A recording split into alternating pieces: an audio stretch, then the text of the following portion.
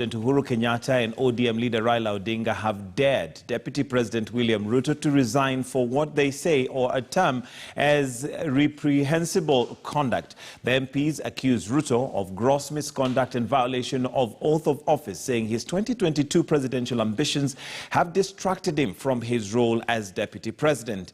Remarks not taken very lightly by pro-Ruto MPs who, in a quick rejoinder, expressed confidence in their numbers in Parliament during the counterpart to Bring It On. In a strongly worded statement, the group of MPs brought together by the handshake said it was time for Deputy President William Ruto to pack out of office and concentrate on his 2022 political ambitions. We feel that William Ruto must shape up or ship out. He needs time and undivided attention to pursue the only thing and ambition that makes sense to him and meaning in his life, which is to dream and campaign for his 2022 presidential presidential election. The MPs accused Ruto of, among other things, public misconduct, corruption, grave malpractices and undermining the office of the president and other public institutions. For this reason, they say, the centre can no longer hold with the second in command still in office. The deputy president should therefore be the last person to complain against government institutions in funerals, roadside pronouncement with a loud megaphone that can only undermine the authority and mandate of government institutions and may well constitute an offense against public order. Of late, the Deputy President has conducted himself in a manner in which borders on disrespect to the presidency. Ruto must respect the institution of presidency, respect the holder of the office, or ship out. In a show of might, Ruto-allied MPs equally came out in their numbers, guns blazing, saying the DP is going nowhere. The MPs, led by Gatundu South Member of Parliament Moses Kuria, challenged their counterparts to bring forth the impeachment motion. Kuna baadhi ya wabunge wanaosema wanataka kumuimpeach Deputy President. Sisi tunasema kujeni kama sahihi. If Raila Odinga and ODM have two options, and one of them is William Ruto resigning, take it from me that William Ruto is not resigning because he is not anybody's appointee. This would not be the first time MPs have called for the deputy president to resign from office, with Ruto's relationship with once bosom buddy President Kenyatta deteriorating by the day. Will the centre hold till 2022 elections? Akisa Wandera, KTN News.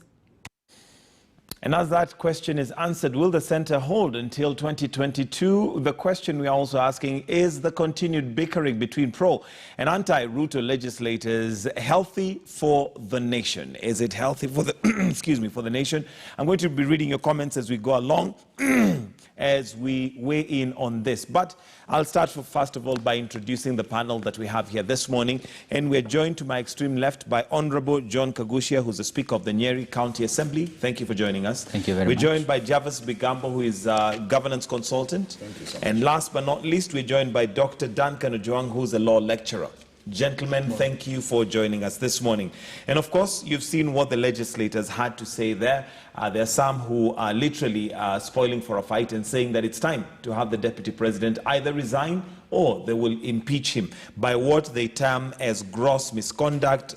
They have accused him of undermining his boss, the president, the head of state. So let me start with you, Javas, as a governance consultant and an expert.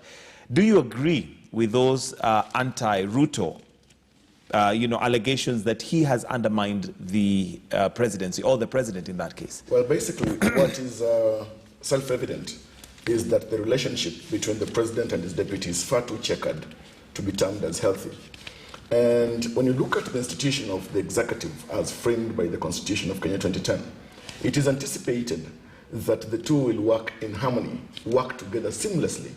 And that is why the principal task of a deputy president is to deputize the president and worked on his directions. Basically, actually, you are the advisor-in-chief of the president, then jointly together with the cabinet. Now we see that the sentiments of the deputy president and various legislators allied to him have been a number of times pointed at the president in terms of chastising, right, albeit in a manner that shows some distant respect. The cordial relations that were there between the president and the deputy, the bromance that was there, has disappeared completely. Today, for example, was it just earlier this week or last week, the president met a team of governors from the Rift Valley. Correct. Ostensibly to plan or prepare for the Saturday rally. The rally. From the Rift Valley, yet the deputy was missing. And he is that's his bedrock, so to speak, politically speaking. In fact, he is the leader-in-chief, he's the Rift Valley political supremo. And his absence speaks volumes. Now come to the events of yesterday. The daggers have been drawn. It's an invitation to a duel. So cruel, in fact. And what we're seeing is that beyond the politics, when you look at now how the governance framework is supposed to work out at the executive level, the deputy president has been effectively sidelined.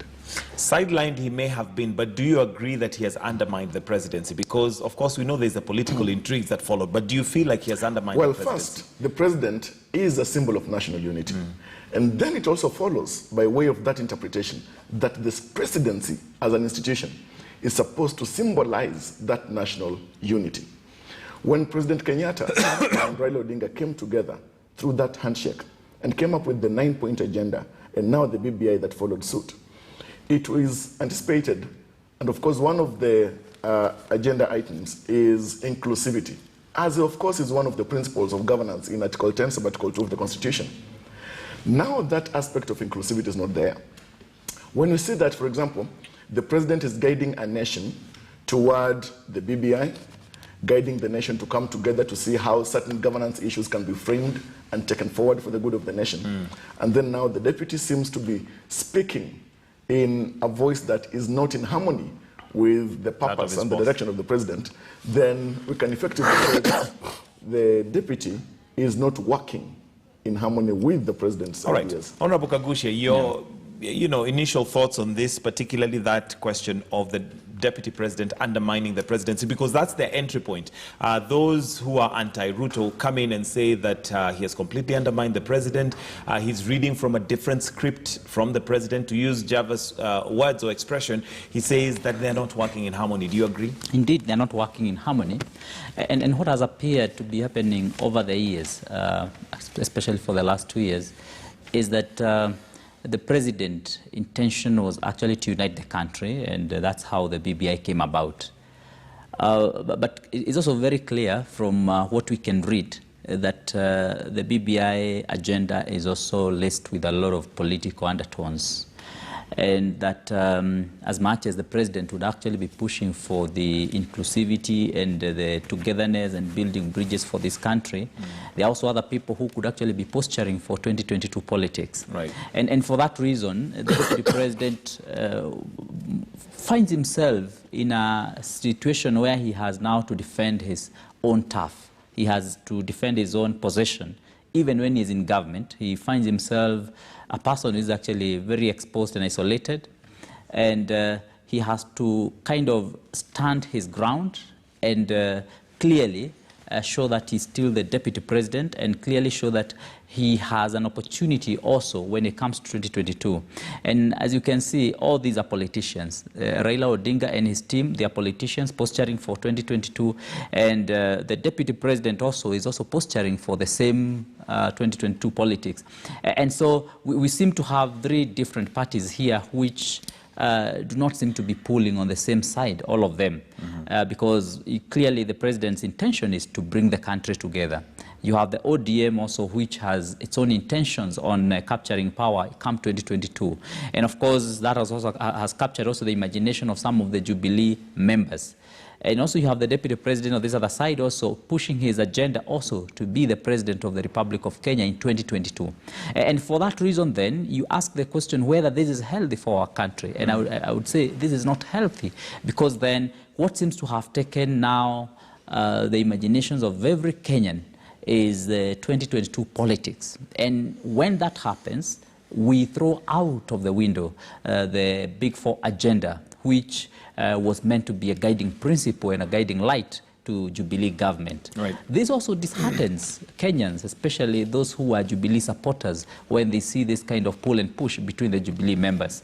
It is unfortunate that you have a good lot of Jubilee parliamentarians on one side, and then you have Jubilee parliamentarians pushing the agenda together with ODM. And that clearly tells the Jubilee supporters that all is not well. All is not well. The House is not holding anymore. The government is not together anymore.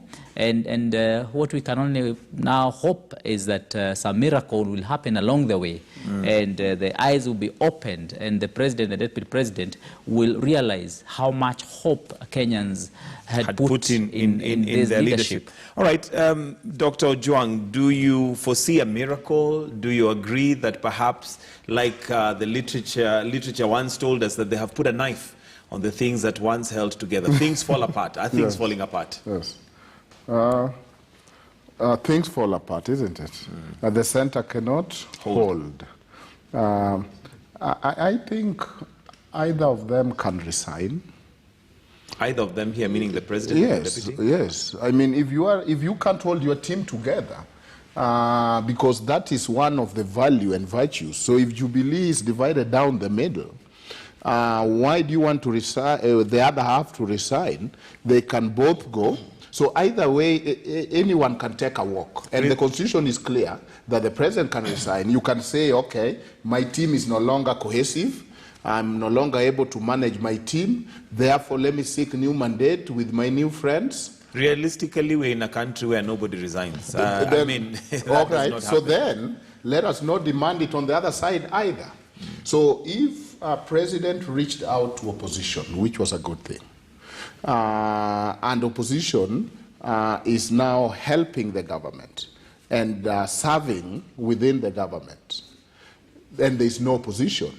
And part of the government is in the government and also double dipping as opposition. Isn't that a good thing? As a country, don't we want a decent voice? So if that decent voice is coming, if president have reached out and you are seeing ODM now trying to help the president, then what is wrong with the other part of the government also being the second eye and double dipping as the opposition? That would be okay, I'm sure, for Kenyans, because at the end of the day, this is supposed to be about mwananchi.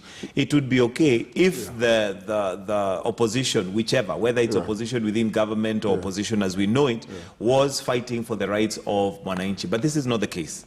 We're here talking about positions. They're basically fighting over who is going to rule where, how, when. And undermining governance. Exactly.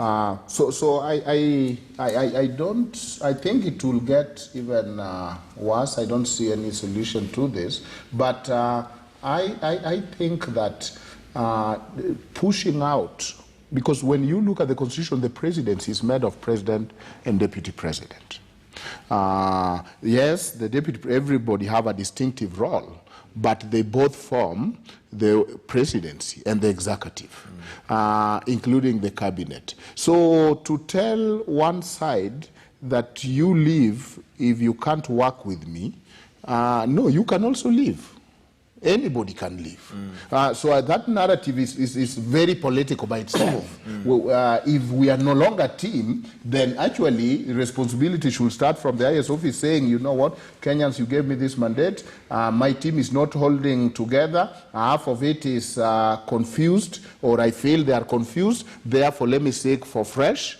mandate or novel mandate. Okay, that's not probably going to happen, but let me come to you, Honorable Kagushe. You have now good experience in working with local government, so hopefully that can also give you insight into how national government should work. What are we staring at as a country when we see this happening? And the question, of course, we asked is whether it is healthy. I think we all agree it is not, because right now we are in the midst of just a very political environment, at the danger of losing out on the vision we have as a country. What are we staring at if, and indeed, this continues?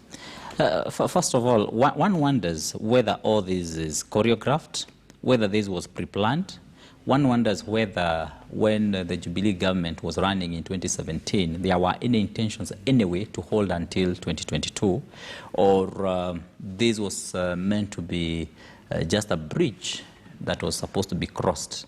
And after that, it is done, and then a new machinery is developed and is made for future. So those are some of the questions that would be coming to our minds. And sometimes I like talking from an analysis or a critical and analytical perspective, more than just you know, sometimes people call us a Jubilee speaker. Right. Yeah, because sometimes, of course, definitely, you don't believe in so many things that happen in Jubilee anymore, because in any case, we have Jubilee A and we have Jubilee B. So, and it's very difficult sometimes to place yourself on either of the sides. Yeah, because at the end of the day, I am one of the people who have a strong belief that this government is in term. It's supposed to be serving the common mwananchi. It's supposed to be delivering on the promises that were made. And as you can see, we have Kenyans suffering from all corners of this country.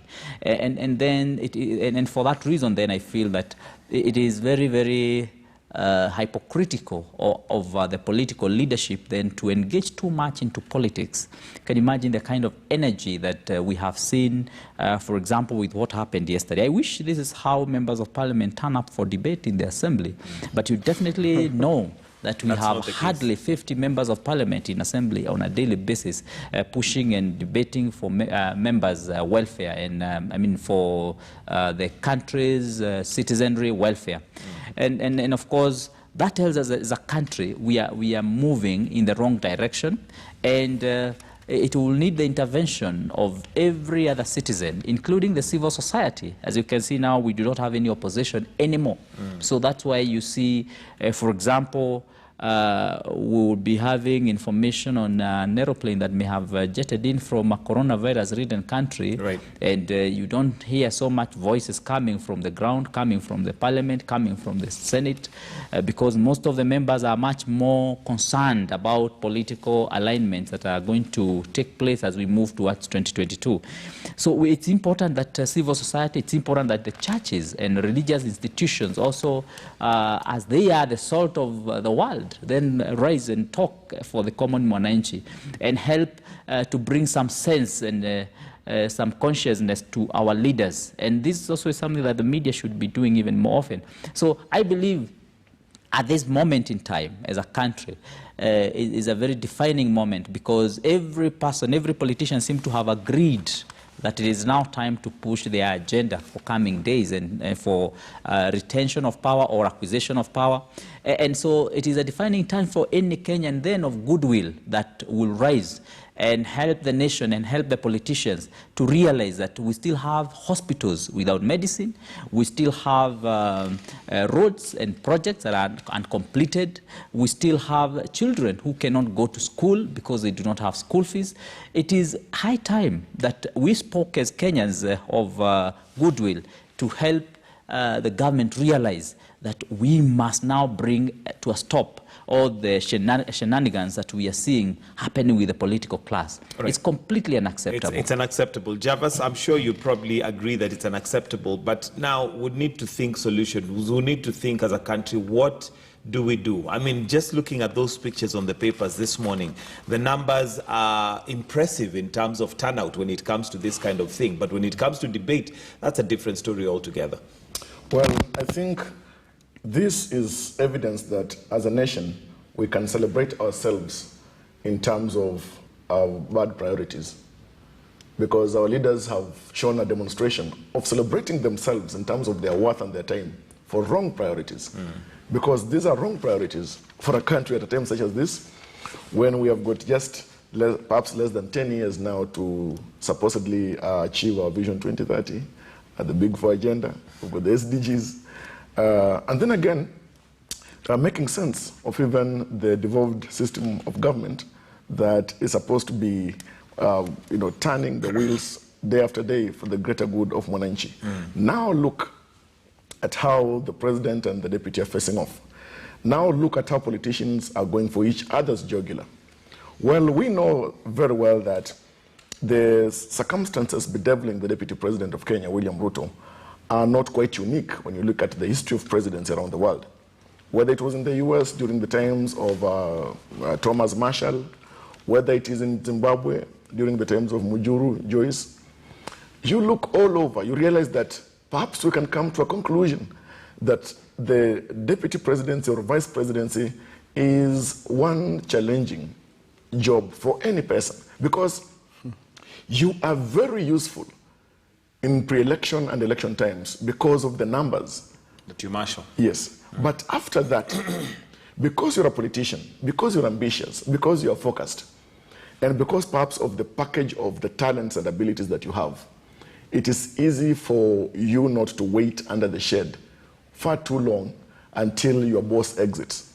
Now, before that time comes, you start preparing yourself by unwrapping that ambition and trying to reach out with so much energy and verve. And that is what has led to all this kind of war.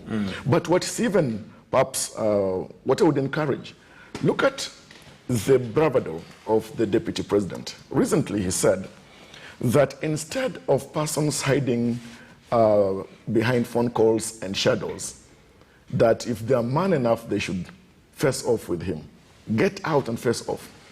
You see, that bravado, and when you see even the bravura itself of the deputy president, tells you that he is a man who is now ready for combat. Now, that is not necessary. If at all this can and should go down, in fact, it may be important for him to try and tone down and have his troops toned down as well, so that it should not be seen that now he has folded his sleeves to fight his boss. Does he have a choice, really? Because at the end of the day, if he's already being fought from within so hard, yes. Just like you've rightly said, there is a point that comes that you cannot stay under the shade waiting for that time when you'll be unveiled, particularly when you already know. I mean, let's take a statement that he made recently at a funeral. And he said that he is the deputy president. He is not a madman. There are people who are, he actually referred to it as the deep state. This is the deputy president. So, of course, that is telling.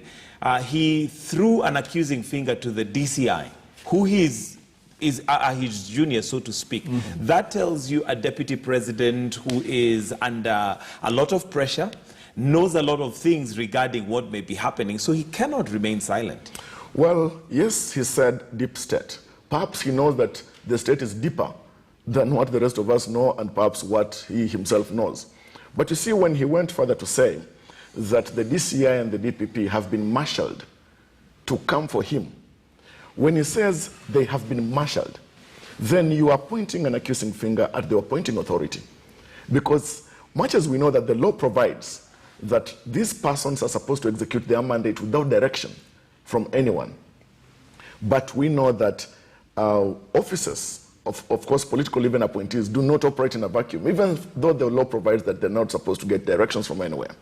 So when the deputy president insinuates that the DCI and his team has been marshaled to undermine him, to finish him politically and in every way, then what he's only saying in very coy terms is that actually the leadership of government has marshaled various troops to finish the deputy. All right, let me come to you, Dr. Ojwang. This, of course, like mentioned earlier, is not healthy for the nation.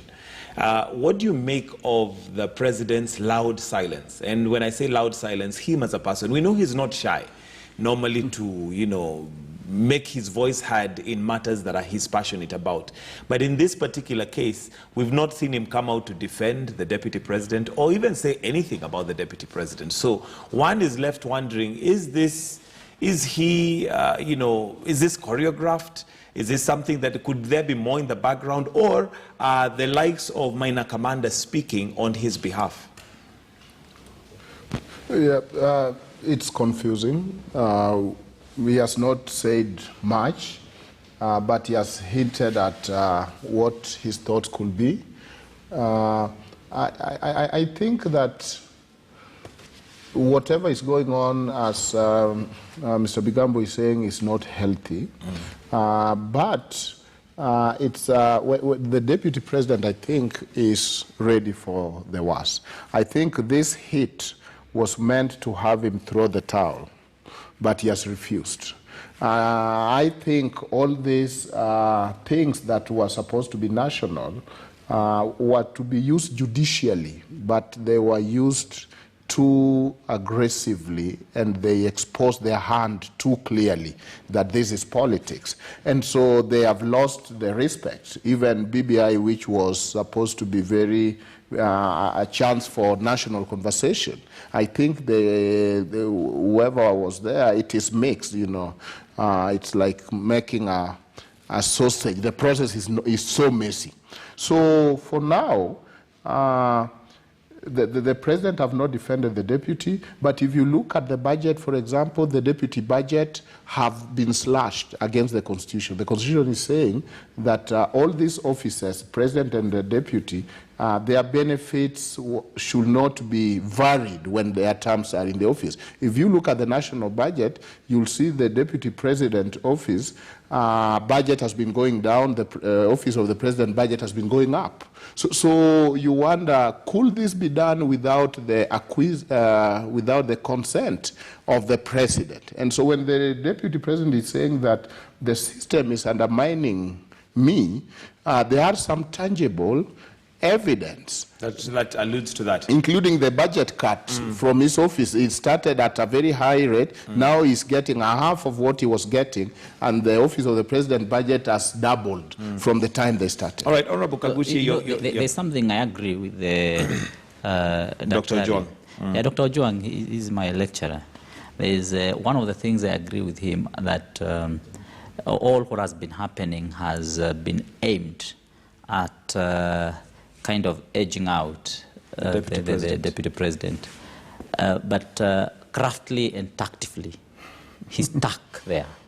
He kept talking about my boss, my president, our boss, our party leader, what we are doing as Jubilee, transformative agenda. And that has not been a very good noise in the ears of those people who have been his detractors. And that's why sometimes you see this is more calculated than choreographed. And you look at that, and then you realize that a time really now has come when that pretense now has been thrown out. And that's why probably your headline today is all-out war. Right. That has not been very clear in the past, but now it is getting like clearer by the day. The gloves are off. And the problem with this approach is that all what we are now seeing is also inspiring similar cycles now to be happening in the devolved units. So you are now likely to start seeing a lot of defiance also between the deputies and the governors in the counties. And so this coming from the very top is not very good leadership, is not very good inspiration for our country, because when now they start happening at the devolved units where you find governors and their deputies cannot agree anymore, and you start finding the same strategy being used at the county levels, then you can imagine what a country we are going to have, where we are having a cycle of push and pull. You have a cycle of disagreements, you have a cycle of political posturing, and all this is done at the expense of development, focused leadership, inspiration to our young generation which is coming up, which should be seeing how leadership should be done at the national level. And that's why then I can't mince my words other than to castigate the top leadership of our country for taking us this direction. All right, Javas, one thing we learn from history is that we do not learn from history, unfortunately. And if we are honest as a country, this is not the first time we're seeing this happening, where we are going in a certain direction, then politics of the day literally take us to sideshows and we forget and lose focus. If we reflect on 9th of March, 2 years ago, which passed just a few days ago, the handshake between Raila Amolo Odinga and the president is maybe the genesis of all this. But with the handshake came the 9-point agenda, which was again a point for Kenya to have a conversation and a turning point that was supposed to begin. What we see now here is already completely removing us from that 9-point agenda. We started off with the 9-point agenda, then we came to the Building Bridges initiative, now we are on a deputy president. We've completely lost track. How do we ensure as a country that we still go back to these 9 points? Because come 2022, August, we are going to be having the same conversations that we have gone to war as a country. I would say that experience teaches fools, but history teaches tacticians and strategists. And if at all our history and the history of politics around the world is anything that we can go by, then it is easy to acquiesce that even what led to the handshake is something that could have benefited from the hindsight of those who architectured it.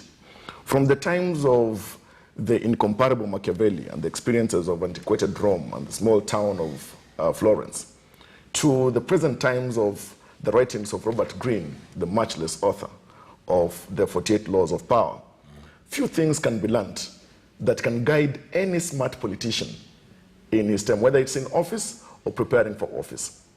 Look, if at all, for example, and when you turn the pages of the 48 laws, you would see easily, for example, that President Kenyatta, after the repeat election of the presidency, as it was determined by the Supreme Court of Kenya, time came for him and he realized that he may not manage the 5-year term ahead of him with a very strong opposition, that it was very dangerous and extremely so for him to keep quiet and keep Raila Odinga, his political nemesis, in the cold. Because Raila Odinga, after that mock swearing in, he had come to a point where it was now an all-out war for him as the people's president. And then it had to take then the tactics and shrewdness of a president in office to see how he can contain the situation of a growing opposition and a divided country that would make, in fact, his term in office something that cannot achieve even a single thing. And so because of that, you remember the kind of negotiations that he went in with Raila Odinga, to the exclusion of other political players and even his own deputy, who was taken by surprise that the president and opposition leader Raila Odinga at the time were now shaking hands and agreeing to a 9-point agenda and taking the country, the duo, to a particular direction. And so because of that, we know that the deputy president realized and came to a personal appreciation that he's being edged out of the centrality of government, that now his ambition, by way of the promise initially provided by the president that he will support his deputy after his term, it is something that now was not assured. Today, as we sit here, the deputy president is now nearly certain that that assurance was merely mouth deep, that it was for the purposes of the convenience of the unity that was needed in 2013 for the battles they were facing, ICC, etc., going to 2017, making sure that they retain power. But who wanted this power? Deputy President William Ruto was an instrument, a tool for the President Uhuru Kenyatta to get power. Now, as a tool, for example, if you're constructing, today you may need a hammer, tomorrow you may need a saw. Now the work of the hammer is done. It's time to get the saw. And not to lose focus on who the hammer or the saw is. But question here being, are we learning? Are we really making progress, politically speaking, or democratically maturing Are we making that progress? Daktari, do you see us making those steps? Because sometimes discourse is good, because it helps us iron out things, it helps us discuss. Where we were on the 9th of March is not where we are today. We've made some progress. But is it positive progress? Is it progress that we can say, yes, indeed, we are happy as a country that where we are today is good? Because come 2022, looking at our legislators here, I mean, one side calls for a press conference, they come out all out for the deputy president. Another one, within a matter of hours, literally has the ability and capability to marshal numbers. And I mean, looking at the papers today, you can see that they were all very well represented. But this tells us that they are able to do something when they want to. But is this right for us? I like the word you use. I like progress, not change. You know, change can be any direction. Precisely. Progress is incremental. Progress is towards certain. Are we making progress? That is the question. I think this is not very far from our normal, as he has said. It's unfortunate, but it's not far from our normal. So we may have plateaued, or we've plateaued. But I also think that we have better coping mechanism. But I also think that we are exaggerating the issue of the work to be done. There was no money. Economy is dwindling. The president and former prime minister went to China to borrow. They came with empty coffers. So BBI must entertain the troops. At a cost. So people are, which cost? People are, this is a therapy. You go, you dance reggae. You go to press conference. I mean, so I'm demystifying that, but for the noise, there will be work going on. I don't think there's money. You know, the government is broke. And so what is going to fund those big four agenda? But now there's a good decoy. Because now you are giving them the benefit of doubt that if it's not for politics, you will have done great things. I think it would have been worse if there was no politics and there was no great thing happening. There is no money. You know that the economy is really suffering. And as you said, let's talk, let us iron out things. The talk therapy is very important for the nation. And it has distracted the Kenyans who are now buying unga at 140. It has distracted Kenyans who are faced serious inflation, and economists will tell you that we are in the middle of inflation. So what you're saying is that this is theater. This is just drama. This is theater of the absurd. And I'm not blaming the theater, I'm blaming the underlying issue. And if you don't have money, what do? You give people BBI. And you entertain the troops, and the troops are very entertained. Are you not entertained? We are here talking of this rather than economy and all instead this. of the economy. Yes. All right, we've handled the economy on previous shows, but Honorable Kagushia, do you agree that this is purely entertainment and maybe it's therapy of some kind, since if we were not having this therapy and dancing reggae, would be sitting depressed, wondering what do we do, yet we still do not have money in our pockets. But at whose expense? Wouldn't we have better therapy? I saw a story run yesterday about 7 uses or 7 byproducts of mangoes. I think it was actually in one of your media stations. And probably that's the kind of therapy we need, whereby we are showcasing what our farmers can be able to do, where we are showcasing how innovative we can be at the face of serious difficulties and challenges in the country. And that is probably what would be more desirable. But if you look at what is happening here, clearly you can see that, yes, there is that cooperation between part of Jubilee and ODM, which brings some numbers on the table. But again, also, the Deputy President also seems to be commanding serious troops, especially in the National Assembly. And what that tells you is that it is practically not possible to impeach any of the leaders today in Kenya. And so if we know and understand just too well that it is not possible to impeach any of the leaders in Kenya today, especially at the national level, why then are we engaging in the same kind of drama?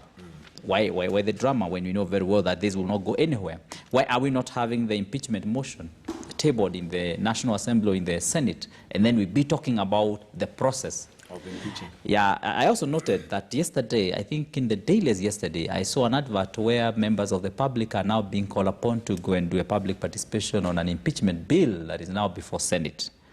And this impeachment bill has been there for some time, not acted upon.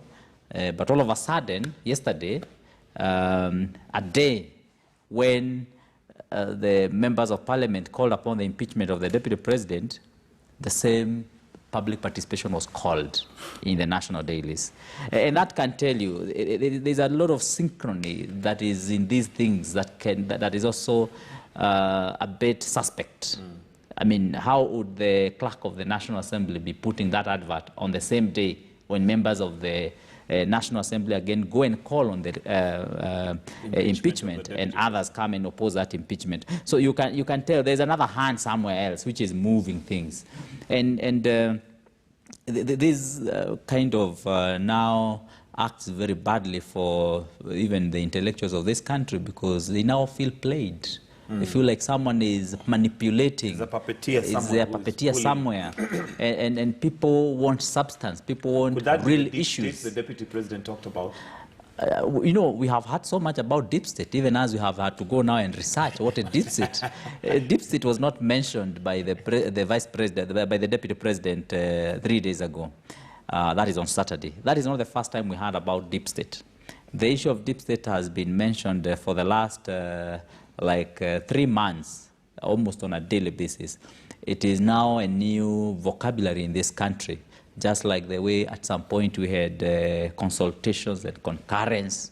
You know, we have had interesting terminologies that we use in this country from time to time. So now we have the system and we have the deep state.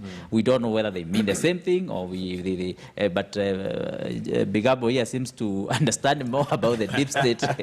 Yeah, but we know that for sure that there are players in government who do have so much sway and control, and yet they are not elected leaders. They're not elected. All right. But again, also when you listen further, you also realize sometimes even the government themselves also don't believe in some of the cogs in the deep states and the systems that do exist. And so there's always a lot of suspicion between one player and another. And it's also clear that in some instances, some of the people who are seen not to be having a good hold of the system or the deep state do have some control of the same, especially by the virtue of having been in elective positions for so long. They have also been able to plant their people in those institutions. Absolutely. And so when a fight emanates from those deep states, as you'd call them, you can sometimes experience very, very aggressive fights in the country, because then you are likely to have also a system fighting its own self, where you have different cogs and players in the deep state who subscribe and have loyalties to different individuals in the political system. Sometimes it can be very, very disastrous for a country. All right. Javas, and as we conclude on the Deputy President, I also wanted us to just maybe highlight, there was an interesting occurrence in the Nairobi County Assembly where the MCA Habiba Hussein lost her seat for not appearing and not working for 2 years. Of course, Kenyans have been left wondering, how is that even possible? I mean, if I missed work for 4 days legally, they are allowed to summarily dismiss me based on the fact that I have not appeared without a good reason. 4 days. The law, I'm sure, has also different sets of for members of the county assembly, but 2 years. Does that leave you wondering whether things that maybe we do not know are not happening or working like they should? Well, first, I would say that missing duty that is bestowed upon you by the Constitution and various pieces of legislation is chiefly absconding duty. You have absconded, and when you have absconded such duty without proper explanation, and my relative speaker here will tell you that it is assailing the law itself. It would have been better, and one would want to establish for the period, and it's been said elsewhere, that she was indisposed and that she even lost pregnancy, etc. I would rather she speaks herself. But is it on record? Did she notify the Speaker of the House that she is indisposed in such a manner that she should be excused from attending the House and the responsibilities of the committees that she is supposed to sit in. Because when you are nominated or even elected, you are not serving your personal interests. Correct. You are serving public interest. There are ethics of public service. We have got the principles of governance that are there. There is what is expected of the members of the county assembly amongst themselves and by the people and by the law. Then two things come to fore. One, why did the House leadership have to wait for 2 years to now have the MCA lose her seat? Why 2 years? Why couldn't that happen perhaps within the first 6 months of determining that this member is no longer taking part in the tasks and the responsibilities of the House? So the public is being played. When we, the taxpayers, pay continually for 2 years a member who is not serving public interest, it is the public that is being defrauded, the taxpayer. Two, it means that there is a way, except for the keenness of the leadership and the keenness of citizens, that certain politicians or individuals can play around with the law. Because especially if you're not a very vocal person, your absence will not even perhaps be noticed and appreciated. So here, we must then ask ourselves, is it prudent, proper, and necessary now that she reimburses the public for the money that she was paid for not having worked? Because even as scripture teaches, for those who work not must eat not. Now she has worked not, but she has kept eating. So she has been eating from the pockets of the masses. Those are the questions that we now need to have. All right. Daktari, your thoughts on this as we wind up? Okay. No, I think it's a disaster. How has she survived for 2 years without no show, no call, technically? What have changed after 2 years? Did she bite her hand that was feeding her? She apparently looked like a ghost worker in terms of she was put there as a list. Maybe somebody else have been even drawing this salary. And this is how we have ghost workers in this country, where people actually don't work, but their names are there. And they get salary, and when you do audit, so look at all the drama we have seen of doing audit in universities and all public institutions. How much audit do you need to see that if we are 100 members, we have been 99 for 2 years? So, of course, the people who are in charge should be also surcharged. They should pay the taxpayers for not having oversighted this, but it is bad manners. And for a personal tragedy, I saw that she was pregnant, she was, and you can see the angle that it is going, that so if you are talking about it, it's probably, you are going to be probably blame of gender-based violence. You don't understand what it means to lose pregnancy. Well, I might not understand, but don't take money for 2 years because I assume, so it's not looking good. Absolutely. Honorable Kagushie, your thoughts on this, particularly as a Speaker of County Assembly. Yeah. How is this possible? How does it run for 2 years? And aren't there safeguards that ensure that those who possibly are not coming to work are dealt with? I mean, right here, like I say, we do have an organization that has very many employees, but there are certainly safeguards that ensure if you don't appear, you will definitely be either fired or at least summoned. What the law provides is that if you do not appear for 8 consecutive sittings without the authority of the Speaker, then your seat is declared vacant. And so one would actually wonder why this had to go on for 2 years. And probably there could have been excuses, maybe, to start with, when maybe the lady was unwell and probably she was expecting and she had a difficult pregnancy. Up to that point, probably, one may have understood. But you see, again, after you left hospital, unfortunately, and sorry, she lost her baby. After that happened, she was meant then to report back to duty. And one would understand, even if you are not able to report to duty so consistently because of health problems and challenges. But it is completely inexcusable that you don't report to work for 2 years, not even a single day, and there's also no authority.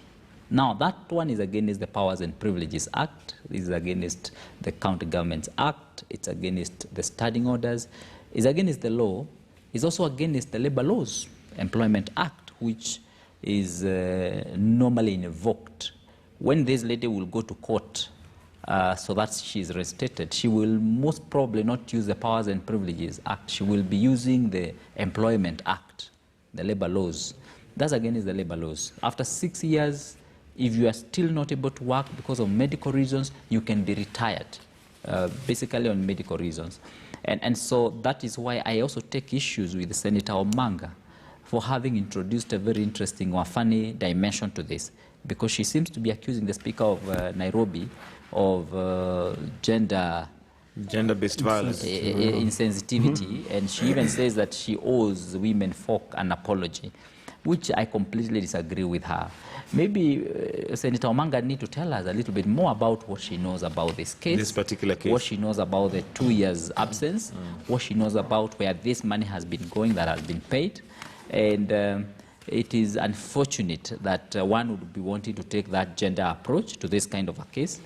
Where someone has health challenges, it's important to know that Kenyans do have challenges, very serious challenges, even health. But when you are a TSC teacher, you won't lose your baby, then fail to report to work after a certain period of time, reasonable period of time. So I think in this case, the County Assembly of Nairobi has acted the right way.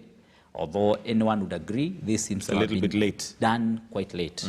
All right, gentlemen, we'll have to wind up there because of time. Thank you very much for joining us, Mr. Speaker, sir. John Kagushia, Speaker of the Nyeri County Assembly, Javas Bigambo, who is a governance consultant, and Dr. Ojwang for joining us this morning, who is a law lecturer. That is the state of the nation. It's now 2 minutes after 8. We're going to take a short break, but do stay with us. We have stories that are making headlines internationally lined up for you, but also on Black and White today, we've got a very interesting subject, and we'll be talking about the other person in a relationship, whether be it male or female. We're living in very interesting times right now, so that's going to be coming right here on Black